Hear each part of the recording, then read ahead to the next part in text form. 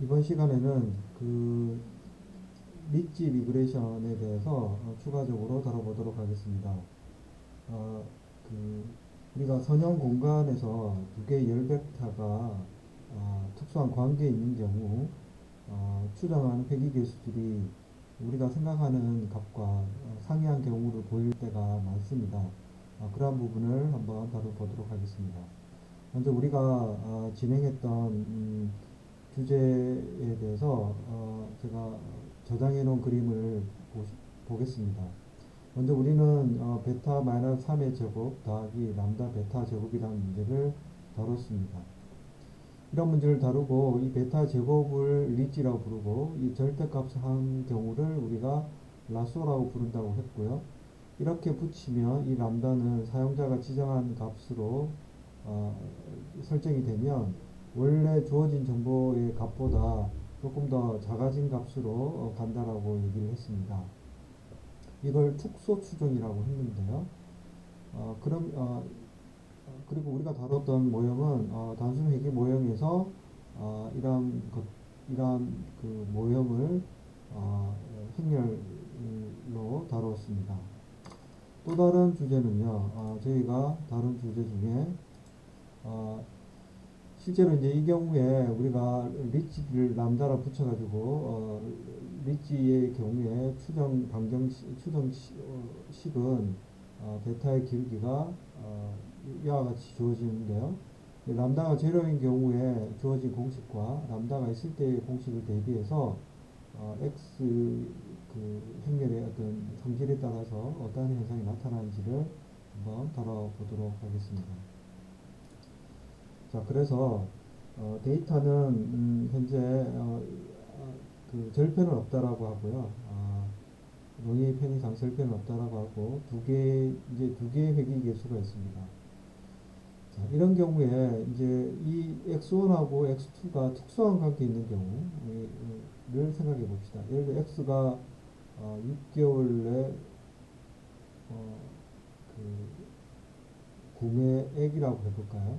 6개월 이내. 예를 들어 소비자가 6개월 이내에 구매한 액을 있는데 그걸 표준화한 경우에 재료와 이렇다고 합시다.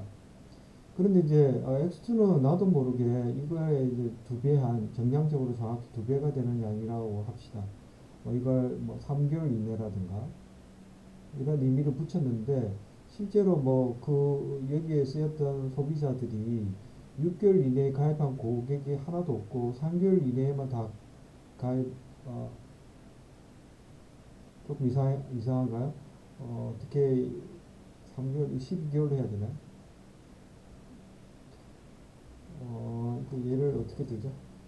이거 지울게요. 이게 조금 안 좋은 얘기인 것 같아요. 원래 이런 얘기가, 이런 변수가 나타나는데 지금 제가 갑자기 기억이 안 나네요.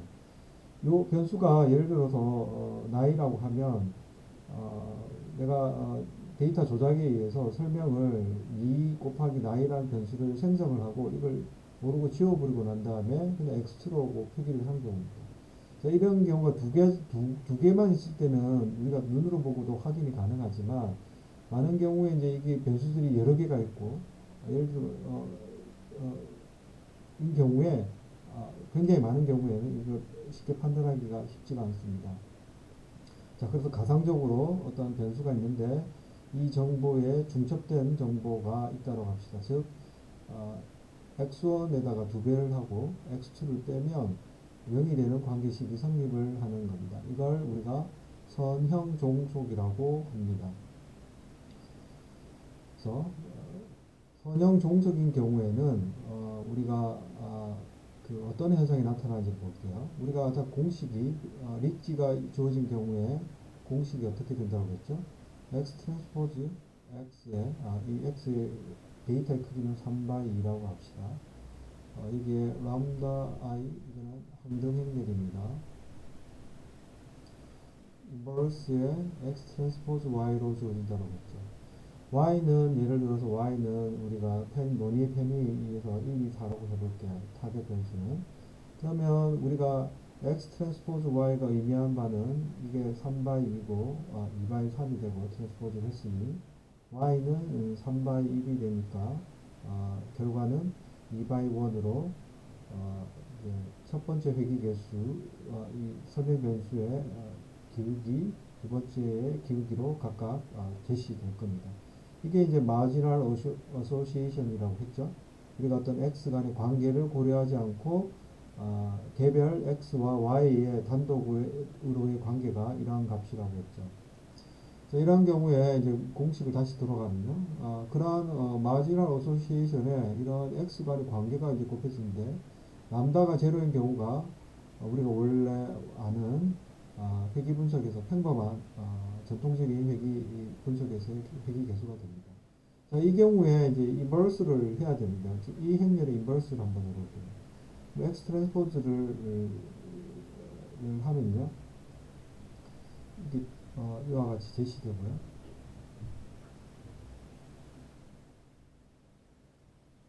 자, 이 경우에 그냥 뭐 이걸 행렬로 해서 두 배라는 관계를 이미 알고 있으니까 써도 되지만 그냥 평범하게 해볼게요. 그러면 어떻게 되죠?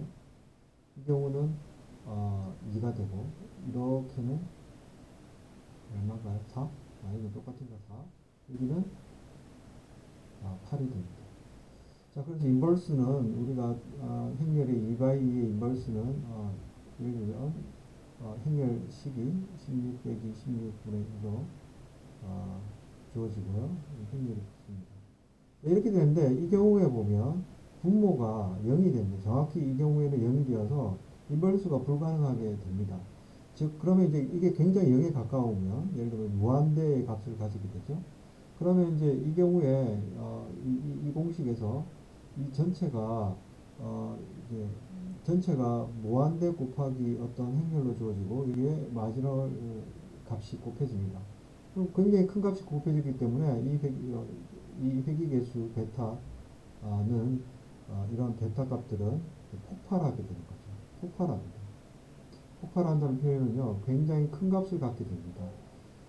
그래서 우리가 아는 x가 y에다가 주는 관계식에다가 이 관계를 반영을 해서 회귀계수를 조정하게끔 디자인이 되어 있는데 이러한 회귀계수들이 특수한 관계에 있고 즉 중첩된 정보로 주어지면 선형 종속인 정보로 주어지면 회귀계수가 우리가 원하는 상식적인 값이 도출할 수가 없습니다. 자, 그런 경우에 예를 들어 여기에 2.1이라고 한다 하더라도 여기 이제 2.1이라고 하면 값이 바뀌겠죠? 거의 분모가 0에 가깝습니다. 자, 이러한 경우에 이제 해결책은요, 얘를 빼면 되겠죠. 근데 때때로 이게 지금 현재 극단적인 예제로 이 변수의 이제 정확히 2배가 된다라고 가정을 했지만, 때때로 거의 똑같은 정보이지만 값이 살짝 다른 경우도 있습니다. 예를 들면 이 경우에 뭐 1.9, 마이너스 1.9 정도, 여기 2.2 정도. 거의 중첩된 정보로 산전도로 그리면 거의 y골 x에 45도에 각도되면 여기 데이터가 이렇게 세 개가 찍히겠죠. 여기 찍힌가요? 여기 거의 여기 한 직선 라인에 있게 됩니다. 이런 경우의 해결책은요. 첫 번째, 둘 중에 하나를 빼면 되고요. 둘 중에 하나는 정보가 중첩되었다면 하나를 빼야 되겠죠. 근데 이제 보통의 경우에는 실전에서는 그걸 판단하기가 쉽지가 않은 경우가 많습니다. 그러한 경우에 리치가 대안이 될 수가 있고요. 리치에다가 람다에다가 예를 들어 0.01을 항등행렬을 주고 이 경우에는 이제 어떻게 되죠? 더하기 람다 항등행렬이니까 여기에 작은 값이 대각원소에 붙습니다. 이러한 경우에 행렬식을 계산을 할 수가 있고요. 그 행렬을 계산을 해보면요. 제가 좀 지우겠습니다. 한번 해보시죠. 람다가 대략 한 0.1 정도로 할까요? 0.1 정도로 할까요? 람다를 0.1 정도로 설정을 할게요. 람다를 0.1로 설정을 하면 어떻게 되죠? 지금 현재 x 트랜스포즈 x의 람다 i가 인버스로 해야 되는데 이 행렬의 크기가 2 더하기 람다가 8 더하기 람다예요. 이 인버스는 행렬식이 2 더하기 람다에 8 더하기 람다 빼기 16이 되겠죠. 분의 1, 그 다음에 8 더하기 람다, 2 더하기 람다에 마이너스 4, 마이너스 4로 주어져요. 어찌됐든 간에 분모를 잘 보면요. 이 분모가 이제 현재 0.1이라고 놓고 산입을 하면 2.1이 되죠. 0.1을 넣으면 8.1이 돼요. 얼마입니까? 대략 16보다 크죠. 이걸 어떻게 계산해야 되나? 16이 0.02 그래서 17.01인가요? 정확히 계산해 보시면 됩니다. 결국 여기다 16을 빼면 이제 분모가 이제 굉장히 0에 가까운 현상을 피하게 되죠. 그래서 이제 결론은 우리가 대각원소에 이런 이제 선형 종속인 경우가 벌어졌을 때 대각원소에다 굉장히 작은 값을 더해주면 회귀계수가 폭발하지 않게끔 우리가 축소를 시킬 수 있다는 것을 시사를 합니다. 그래서 많은 경우에 우리가 시스템적으로 이렇게 중첩된 정보가 일일이 있는지 없는지를 판단하기가 힘든 경우에 우리는 이러한 리치항을 고려를 하면 회귀계수가 폭발하는 현상을 사전에 방지를 할 수가 있습니다. 이번 시간에는 리치, 즉 능형회귀 분석의 능형회귀 분석과 선형 종속인 경우에 대해서 다뤄봤습니다. 이상으로 마치겠습니다.